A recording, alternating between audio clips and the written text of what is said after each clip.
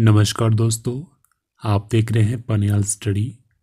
Last video से हम कुछ क्वेश्चन डिस्कस कर रहे थे इंडियन पॉलिटी के, जो कि हमारे क्वेश्चन बैंक में इंक्लूड थे। तो उसी को कंटिन्यू करते हुए आज मैं आपके लिए कुछ और क्वेश्चन लेके आया हूँ। तो चलिए इसके बारे में बात करते हैं। तो सबसे पहला क्वेश्चन हमारे पास क्या है, in the union government under whose charge is the cabinet secretariat. संघ सरकार में जो आपका कैबिनेट सचिवालय होता है वो किसके चार्ज में होता है? ये होता है प्राइम मिनिस्टर ऑफ इंडिया की। ऑप्शन सी करेक्ट आंसर इसका।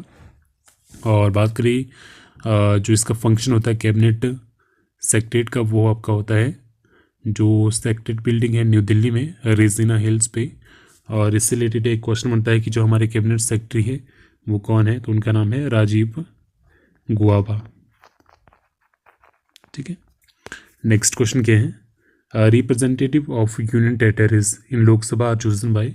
लोकसभा में संघ क्षेत्रों के जो प्रतिनिधि होते हैं उनका चयन किसके द्वारा किया जाता है? डायरेक्ट इलेक्शन के थ्रू वो लोकसभा में आते हैं। बात करें लोकसभा की तो ये हाउस होता है पार्लियामेंट का, हाउस ऑफ पीपल इसे कहते हैं। लोअर हाउस ये होता है इंडियन पार्लियामेंट का। तो कई बार डायरेक्टली आपसे यही क्वेश्चन पूछा जाता है कि लोअर पार्ट कौन सा है, लोअर हाउस पार्लियामेंट का कौन सा है, तो वो है आपका लोकसभा। और लोकसभा की बात करें तो मैक्सिमम जो इसमें स्ट्रेंथ हो सकती है वो हो सकती है 552 552। और जो एट परसेंट बात करें तो वो है 543। ठीक है, तो ये कई बार आपसे पूछा जा सकता है। और लोकसभा की स्पीकर की बात करें तो वो है आपके ओम बिरला। तो ये भी मे बी क्वेश्चन, इस तरह के क्वेश्चन आपसे पूछे जा सकते हैं। तो चलिए नेक्स्ट क्वेश्चन देखते हैं फिलहाल। The oath of office to high court जज इज एडमिनिस्ट्रेड बाय द। उच्च न्यायालय के न्यायाधीशों को पद की शपथ किसके द्वारा दिलाई जाती है? करेक्ट आंसर इसका ऑप्शन 141 का option B, governor of the state, राज्य के राज्यपालों द्वारा। तो इस तरह के जो क्वेश्चन है ओथ से रिलेटेड, शपथ जो दिलाई जाती है, उस तरह के क्वेश्चन एग्जाम में आपको काफ़ी देखने को मिलते हैं। और इसी के साथ एक क्वेश्चन आता है रेजिग्नेशन का, त्यागपत्र किसके द्वारा किसको दिया जाता है। तो ये टॉपिक भी एग्जाम में काफ़ी बार पूछा जाता है। तो चलिए इसको थोड़ा सा एक एक करके डिस्कस करते हैं जो इम्पोर्टेंट है। तो सबसे पहले बात करते हैं प्रेसिडेंट की। तो बात करें प्रेसिडेंट की तो प्रेसिडेंट को जो ओथ शपथ दिलाई जाती है वो दिलाई जाती है चीफ जस्टिस ऑफ इंडिया के द्वारा, CJI के द्वारा। और इन केस अगर इनका त्यागपत्र ये देते हैं तो वो देते हैं वाइस प्रेसिडेंट को। इम्पॉर्टेंट है, एग्जाम में काफ़ी बार पूछा जाता है, मैक्सिमम प्रेसिडेंट या वाइस प्रेसिडेंट का पूछा जाता है। बात करें वाइस प्रेसिडेंट की तो वाइस प्रेसिडेंट की बात करें तो इनको जो शपथ दिलाई जाती है वो दिलाई जाती है प्रेसिडेंट के द्वारा। और इन केस अगर ये रिज़ाइन करते हैं तो वो भी प्रेसिडेंट को ही ये अपना रेजिग्नेशन लेटर सबमिट करते हैं। उसके बाद आपके पास है important prime minister. Prime minister की बात करें तो ओथ इन्हें दिलाई जाती है प्रेसिडेंट के द्वारा। और जो रेजिग्नेशन लेटर अगर ये देते हैं तो वो भी ये प्रेसिडेंट को ही सबमिट करते हैं। ठीक है, उसके बाद बात करते हैं जो आपका कैग होता है, कंट्रोलर एंड ऑडिटर जनरल। तो उन्हें भी शपथ दिलाई जाती है प्रेसिडेंट के द्वारा। और रेजिग्नेशन लेटर भी प्रेसिडेंट को ही सबमिट किया जाता है उनके द्वारा। बात करें अटॉर्नी जनरल की तो वो भी आपके पास प्रेसिडेंट को ही शपथ भी उनकी द्वारा दिलाई जाती है प्रेसिडेंट के द्वारा। और रेजिग्नेशन लेटर भी प्रेसिडेंट को देना पड़ता है उन्हें। उसके बाद बात करें जो चेयरमैन होते हैं UPSC के, यूनियन पब्लिक सर्विस कमीशन, तो उनके जो चेयरमैन होते हैं उन्हें भी प्रेसिडेंट के द्वारा ही शपथ दिलाई जाती है। और जो रेजिग्नेशन लेटर है वो भी प्रेसिडेंट को ही सबमिट करना पड़ता है। उसके बाद इंपॉर्टेंट है आपके पास गवर्नर जनरल। ठीक है, गवर्नर जनरल कहाँ के? RBI के। RBI के जो गवर्नर है तो उन्हें भी प्रेसिडेंट के द्वारा ही शपथ दिलाई जाती है। और जो त्यागपत्र है वो भी प्रेसिडेंट को ही सबमिट किया जाता है। उसके बाद आपका इम्पोर्टेंट है chief election commissioner. Chief election commissioner, तो ये भी ओथ जो दिलाई जाती है प्रेसिडेंट के द्वारा। और जो रेजिग्नेशन सबमिट किया जाता है वो भी प्रेसिडेंट के द्वारा किया जाता है। उसके बाद इम्पोर्टेंट है आपकी स्पीकर ऑफ लोकसभा, ओम बिरला जो एट प्रेजेंट है। ठीक है, तो स्पेलिंग थोड़ा देख लेना यहाँ पे। स्पीकर ऑफ लोकसभा की बात करें तो इन्हें जो शपथ दिलाई जाती है, तो शपथ की बात करें तो शपथ इन्हें कोई एक्स्ट्रा जो सेपरेट शपथ है वो नहीं दिलाई जाती है, क्योंकि ये भी क्या होते हैं, speaker of Lok Sabha member of parliament ही होते हैं। और बात करें रेजिग्नेशन लेटर की, तो जो डिप्टी स्पीकर होते हैं लोकसभा के, उन्हें स्पीकर का रेजिग्नेशन लेटर सबमिट किया जाता है। और बात करें डिप्टी स्पीकर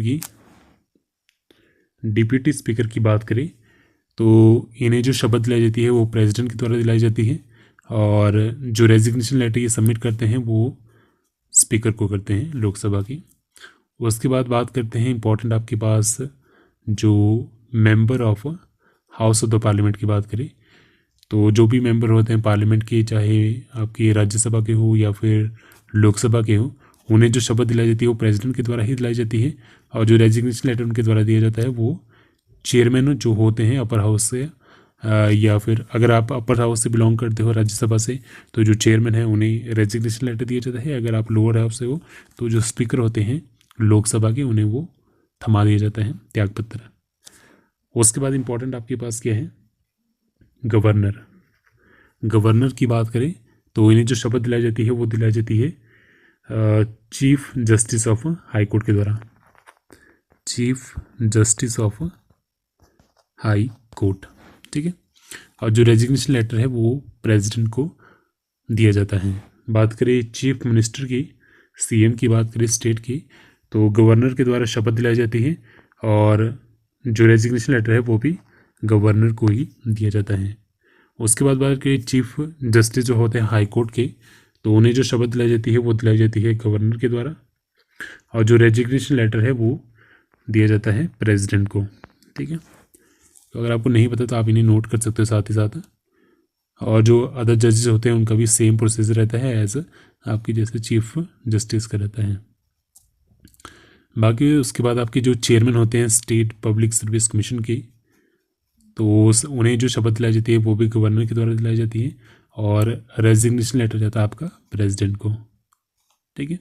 स्टेट की बात करें जैसे, तो जैसे आपके पास सेंटर में आपके पास स्पीकर होते हैं लोकसभा के, तो वैसे ही आपके जो स्टेट में जो असेंबली होती है उसके स्पीकर भी होते हैं, तो उन्हें जो शपथ दिलाई जाती है वो दिलाई जाती है गवर्नर के द्वारा, और जो ये रेजिग्नेशन लेटर देते हैं वो अपना डिप्टी स्पीकर को देते हैं असेंबली के, ठीक है। तो ये कुछ एक इम्पॉर्टेंट थे, इन्हीं में से एग्जाम में आपको मैक्सिमम टाइम पूछे जाते हैं। अगर आपको नहीं पता आप इन्हें नोट कर सकते हो। तो चलिए नेक्स्ट क्वेश्चन देखते हैं।